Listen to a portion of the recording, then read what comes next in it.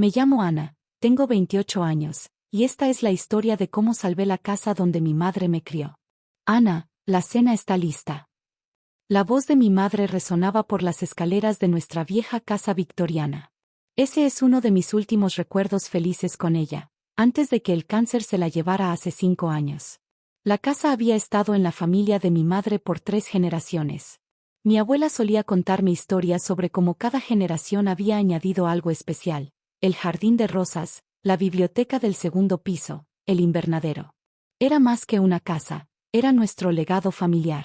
Después de que mamá murió, papá y yo seguimos viviendo allí.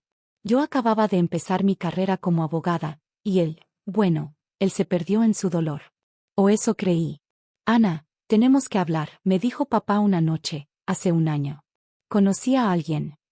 Victoria era 20 años más joven que él, una asesora de bienes raíces que había conocido en un crucero. Se casaron 3 meses después. Esta casa es tan anticuada, se quejaba Victoria constantemente. Necesita una renovación completa. O mejor aún, deberíamos venderla y comprar algo más moderno. Cada vez que sugería vender la casa, yo sentía que traicionaba la memoria de mi madre. Pero papá empezó a asentir a todo lo que Victoria decía. Lo que ellos no sabían era que yo había estado preparándome para este momento. Durante los últimos 5 años, había estado trabajando en un plan. Señorita Martínez. El notario me había llamado justo después de la muerte de mi madre. Su madre dejó instrucciones muy específicas sobre la casa. Resultó que mi madre, siempre previsora, había establecido un fideicomiso secreto. La casa pasaría a mi nombre cuando cumpliera 28 años, o antes si mi padre intentaba venderla. Es una estructura legal bastante ingeniosa, explicó el notario. Su madre quería asegurarse de que la casa permaneciera en la familia. Durante 5 años, mantuve el secreto. Pagué los impuestos a través del fideicomiso, mantuve al día todos los documentos legales, y esperé. Hasta que esta mañana. Ana. Victoria entró en mi habitación sin tocar. Tu padre y yo hemos tomado una decisión. La casa se vende la próxima semana. Me senté en mi cama, manteniendo la calma. ¿Oh? ¿Y a dónde se supone que voy a vivir? Bueno, querida, sonrió con falsa dulzura, eres una adulta. Seguramente puedes encontrar tu propio lugar. Además, necesitamos el dinero para remodelar nuestra nueva casa en los suburbios. Nuestra nueva casa. Oh, sí. Ya firmamos el contrato. Es perfecta, moderna, con una piscina y... Victoria, interrumpí suavemente, ¿dónde está papá? En su estudio, firmando los papeles con el agente inmobiliario. ¿Por qué? Me levanté tranquilamente. Creo que deberíamos tener una reunión familiar. No hay nada que discutir, espetó, perdiendo su falsa amabilidad. La decisión está tomada. Tu padre ya firmó el poder notarial a mi nombre para manejar la venta. Poder notarial. Sonreí. Interesante. Bajé las escaleras hacia el estudio, con Victoria siguiéndome de cerca. Papá estaba allí, efectivamente, con un hombre trajeado que reconocí como el socio de Victoria en su agencia inmobiliaria. Ana. Papá parecía sorprendido. Estábamos por llamarte. Verás, Victoria encontró un comprador maravilloso para la casa y... Papá, interrumpí suavemente, antes de que sigas, hay algo que necesitas saber. Saqué mi teléfono y marqué un número. ¿Señor Ramírez? Sí, soy Ana Martínez. ¿Podría venir ahora? Es sobre los documentos que discutimos. Sí, es urgente. Victoria entrecerró los ojos. ¿Quién es el señor Ramírez? Mi notario, respondí tranquilamente. Llegará en unos minutos con algunos documentos interesantes. No necesitamos otro notario. Victoria casi gritó. Ya tenemos los papeles listos. Oh, confía en mí, sonreí. Van a querer ver estos documentos. Me senté en el viejo sillón de cuero de mi madre, el que Victoria había intentado tirar 3 veces, y esperé. Las próximas horas iban a ser muy interesantes. Por cierto, Victoria, añadí mientras ella se paseaba nerviosamente por el estudio, ¿sabías que falsificar un poder notarial es un delito grave en este estado? El color abandonó su rostro, y supe que había dado en el clavo. El timbre sonó, y con él, comenzó el verdadero drama. El señor Ramírez entró al estudio con un maletín de cuero gastado. Era el mismo notario que había conocido hace 5 años, cuando mi madre murió. Señorita Martínez, saludó formalmente, como si nunca nos hubiéramos visto. Estos son los interesados en la propiedad. Somos los dueños, interrumpió Victoria. Ya tenemos un comprador y... Disculpe, el señor Ramírez levantó una mano. ¿Y usted es? Victoria Mendoza de Martínez, la esposa del dueño. Interesante, murmuró el notario, abriendo su maletín. Porque según mis registros. Esto es ridículo.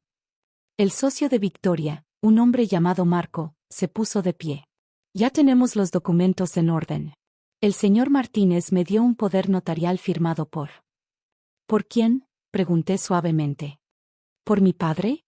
¿O por Victoria pretendiendo ser mi padre? La habitación quedó en silencio. Mi padre, que había estado inusualmente callado, me miró con confusión. Ana, ¿de qué estás hablando? Saqué mi teléfono y reproduje una grabación. Era la voz de Victoria. Marco, solo falsifica la firma. Roberto nunca revisa los documentos legales de todos modos. Con el poder notarial, podemos vender la casa rápidamente y dividir la comisión extra. El rostro de mi padre se transformó. Victoria, ¿qué hiciste? Roberto, no es lo que parece. Victoria se acercó a él, pero él retrocedió. Señor Martínez, intervino el señor Ramírez, hay algo más que necesita ver. De su maletín sacó un sobresellado.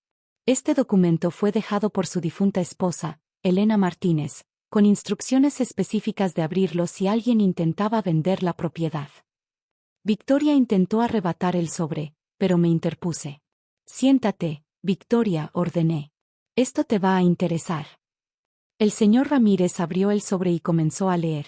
Mi querido Roberto, si estás escuchando esto, significa que alguien está intentando vender nuestra casa. Conociendo a los buitres inmobiliarios que rodean el vecindario, sabía que este día llegaría. Lo que no saben es que esta casa nunca estuvo a tu nombre. Cuando nos casamos, acordamos que la casa permanecería en mi familia. Los documentos que firmaste en ese entonces no eran de propiedad compartida, sino de usufructo. La verdadera propietaria es nuestra hija, Ana, a través de un fideicomiso que establecí antes de morir. Esto es imposible, gritó Victoria. Roberto, diles que es mentira. Mi padre estaba pálido. Elena siempre fue la que manejaba los documentos legales, yo solo firmaba. Exactamente, dije. Mamá sabía que eras demasiado confiado con los papeles. Por eso se aseguró de proteger nuestro legado familiar.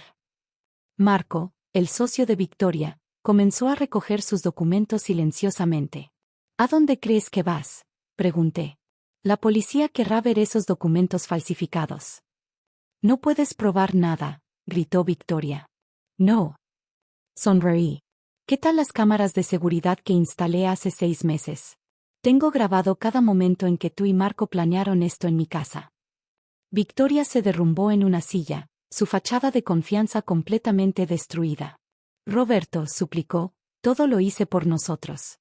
Esta casa es demasiado grande, demasiado antigua. Por nosotros. Mi padre finalmente encontró su voz. Falsificar mi firma es por nosotros. El señor Ramírez carraspeó. Hay más documentos que necesitan ver. Sacó otro conjunto de papeles.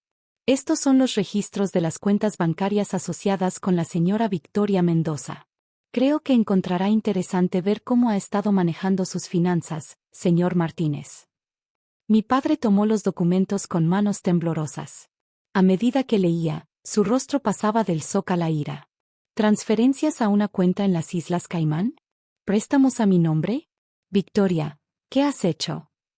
Señor Martínez, intervine, sugiero que llame a su banco inmediatamente. Y tal vez a un abogado de divorcios. Victoria se levantó de un salto. No pueden hacerme esto. Tengo derechos.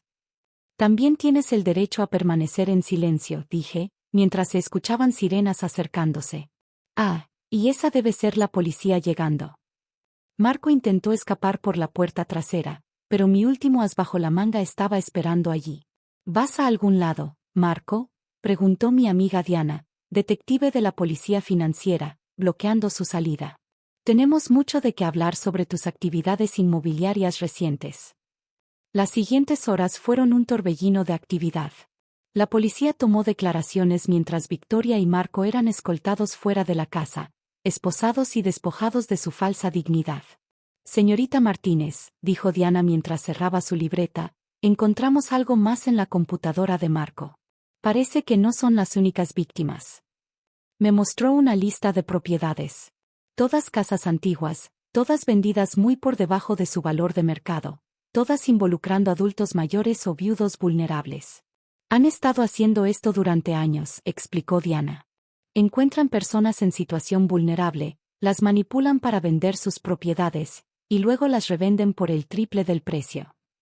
Mi padre, sentado en el sillón de mamá, parecía haber envejecido 10 años en una tarde. Ana dijo con voz quebrada, yo, lo siento tanto. Debí haber visto las señales. Me senté junto a él, tomando su mano. También lo siento, papá. Siento no haberte dicho antes sobre el fideicomiso de mamá. Pero ella. Tu madre siempre fue la inteligente, sonrió tristemente. Sabía que algo así podría pasar. Me conocía mejor que yo mismo. El señor Ramírez se aclaró la garganta. Hay una carta más, dijo, sacando un sobre amarillento. Elena me pidió que se la entregara si llegábamos a este momento. Papá abrió el sobre con manos temblorosas. Mi querido Roberto, si estás leyendo esto, significa que intentaste vender nuestra casa. No te culpo. Sé lo perdido que puedes estar sin mí, lo vulnerable que puedes ser ante personas que no tienen tus mejores intereses en mente. Esta casa es más que ladrillos y mortero. Es el lugar donde criamos a nuestra Ana, donde compartimos risas y lágrimas, donde construimos nuestra vida juntos. No la protegí por desconfianza hacia ti, sino por amor a nuestra familia. Ana tiene ahora la responsabilidad de mantener vivo nuestro legado. Confío en que ella tomará las decisiones correctas, como siempre lo ha hecho. Y Roberto, mi amor, está bien seguir adelante. Pero hazlo con el corazón, no con la cartera. Nuestra hija te necesita fuerte y presente. Con amor eterno, Elena. Las lágrimas corrían por el rostro de mi padre. Me abrazó fuerte, como no lo había hecho desde la muerte de mamá. Tu madre estaría tan orgullosa de ti, susurró. Las semanas siguientes trajeron muchos cambios. Victoria y Marco enfrentaron múltiples cargos por fraude y falsificación. La investigación reveló una red de estafas inmobiliarias que se extendía por toda la ciudad. Papá inició terapia, finalmente procesando el duelo que había estado evitando durante años. Poco a poco, comenzó a recuperar su antigua personalidad, el padre cariñoso y atento que recordaba de mi infancia. La casa, nuestra casa, experimentó su propia transformación. No la renovación moderna que Victoria había planeado, sino una restauración respetuosa que honraba su historia mientras la preparaba para el futuro. ¿Qué vas a hacer con tanto espacio?, preguntó papá un día, mientras plantábamos nuevas rosas en el jardín, junto a las que mi madre había cultivado. Tengo planes, sonreí. ¿Recuerdas cómo mamá siempre quería convertir el ala este en un refugio para mujeres en situación vulnerable? Sus ojos se iluminaron. El proyecto del que siempre hablaba. La Fundación Elena Martínez, asentí. Un lugar donde las mujeres puedan encontrar apoyo legal y emocional. Donde puedan aprender a protegerse de personas como Victoria. Diana, que se había convertido en una amiga cercana, nos ayudó a establecer contactos con organizaciones de apoyo. El señor Ramírez ofreció sus servicios legales pro bono. 6 meses después de aquel día dramático, inauguramos la fundación. En la ceremonia de apertura, mientras veía a las primeras residentes recorrer los pasillos donde una vez jugué, sentí la presencia de mamá más fuerte que nunca. Papá, de pie a mi lado, apretó mi mano. Elena siempre supo que harías algo extraordinario con su legado. Nuestro legado, corregí. Esta casa siempre será el hogar de los Martínez. Solo que ahora, nuestra familia es un poco más grande.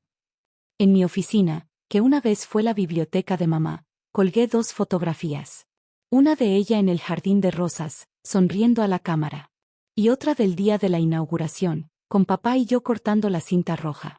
Entre ambas fotos, en un marco elegante, coloqué una cita que mamá solía decir.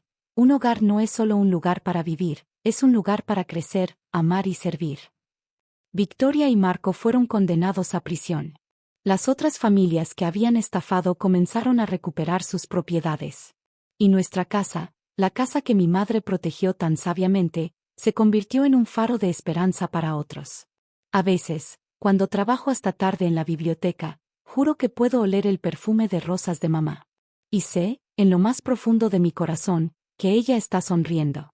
Gracias por mirar. No olvides suscribirte al canal para más historias como esta. Nos vemos en el próximo video.